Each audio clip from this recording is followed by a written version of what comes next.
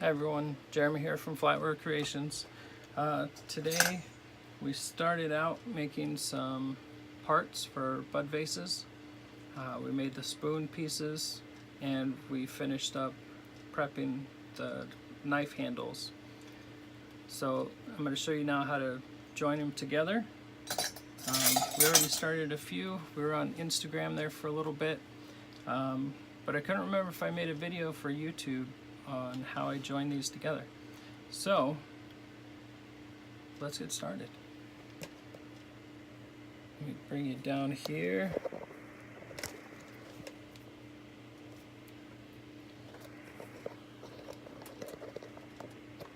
Things look kind of wonky.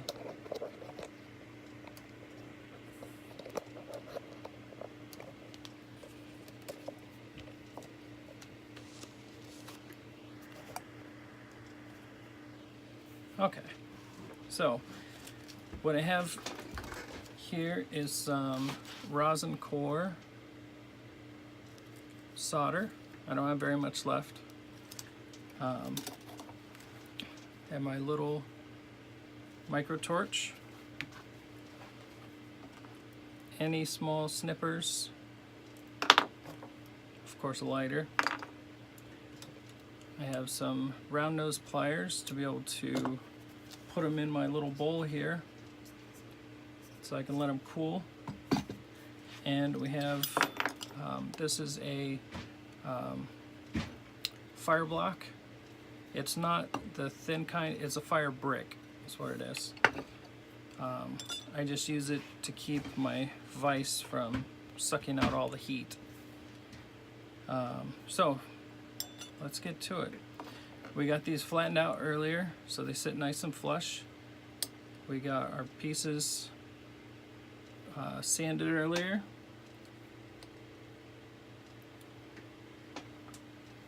So whenever you look around these, you want to see, you don't really want to see any pockets of black, which is air. Okay, put that like that. That's all I do to fix that problem. It's nice and centered now. So what we're going to do is take and cut up a few small pieces of this wire. I keep it small so that they can lay down on the bottom and get the heat. If you make them real long, it takes a while for them to melt down. Just nice, maybe 1/4 inch pieces. And you want to make sure that you have enough in there to go around the whole outside edge. I'd rather have a little bit more than not enough. Okay, so we're going to take this. I have ventilation. I have my glasses on. Make sure you use safety equipment. I wish I could make that a little bit duller, but we had this problem earlier. Alright,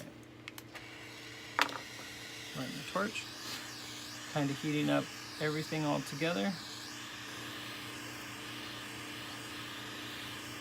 And what I'm looking for, let me see if I can get you down here.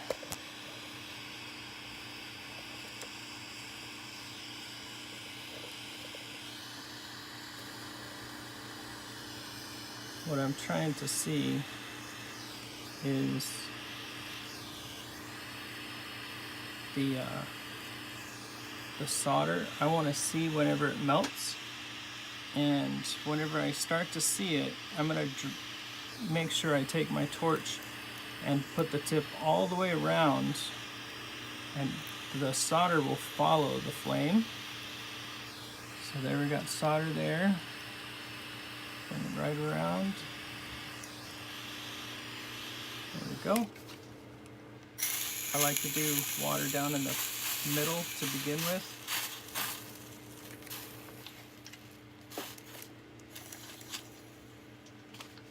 Okay, we'll take our pliers.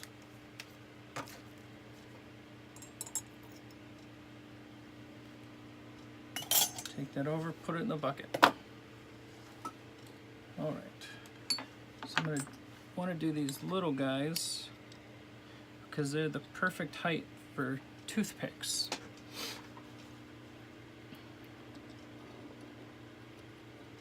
I'm gonna see if I can maybe get you guys a little bit lower. I want you to see that ring.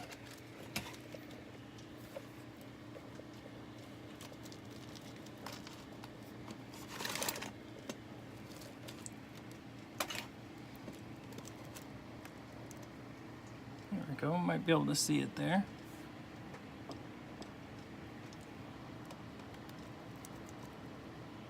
Okay, so same process. We've got our piece in there.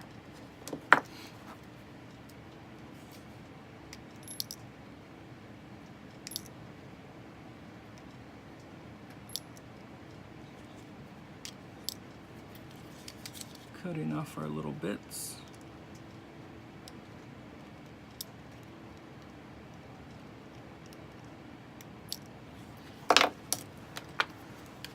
Get our torch lit.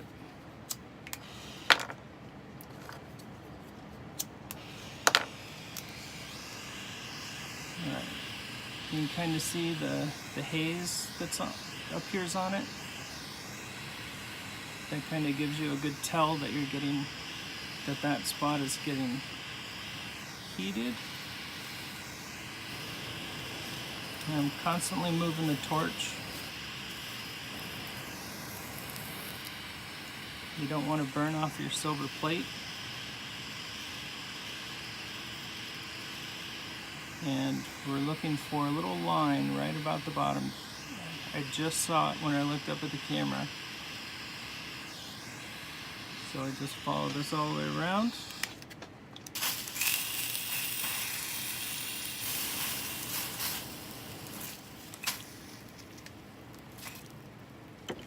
And that is that. I'll do one more for you. Yep. And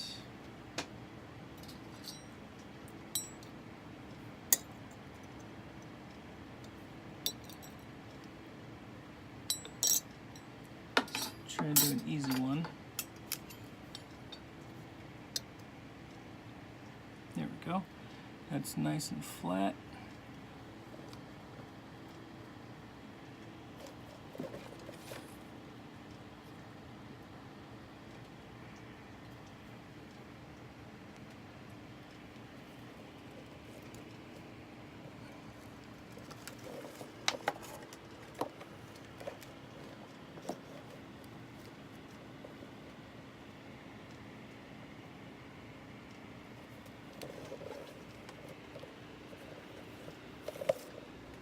See what I can do here to get you guys a nice good view.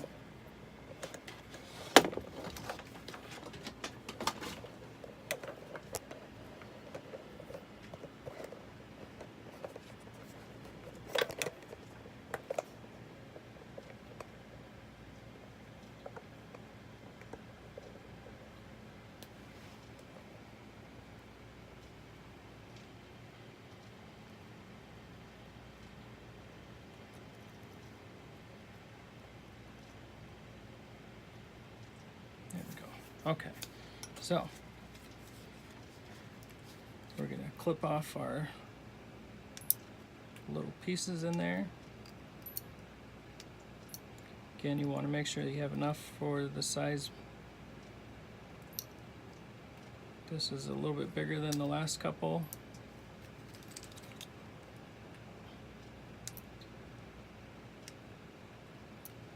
That should be enough. Torch lit.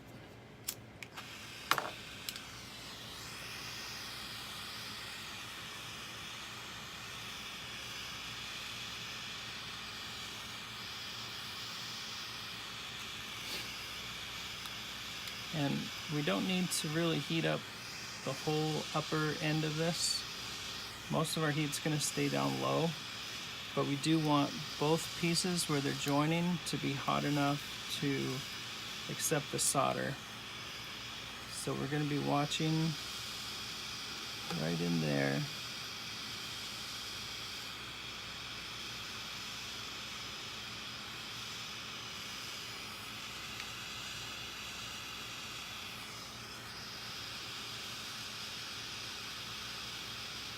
Make sure that it's all nice and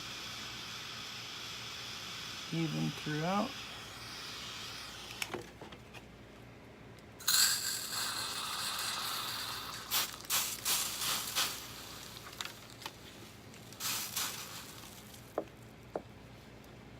All right. That was a nice taller one. Let's see if I can zoom you out here. There we go. Almost grabbed it. And there we go. The nice part about doing the spoons like this is these will hold water. They are watertight whenever you do this. A lot of times I'll double check them before saying that, but I haven't had a single one yet by putting the solder inside and letting it run around the whole outside. I haven't had a single one yet not be watertight, but it is possible. The forks, they're definitely not watertight unless you do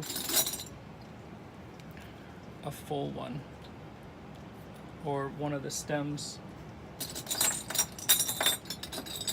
that are solid, like this pattern. It's the entire knife, or if it's not the entire knife, it still has the original knife bottom, and then it stands up like that, and those will be watertight. But all right, that's the easy way that I do it. Hope you guys all have a good day. Remember to like, share, and subscribe, and leave me any comments, future videos you'd like. All right, have fun.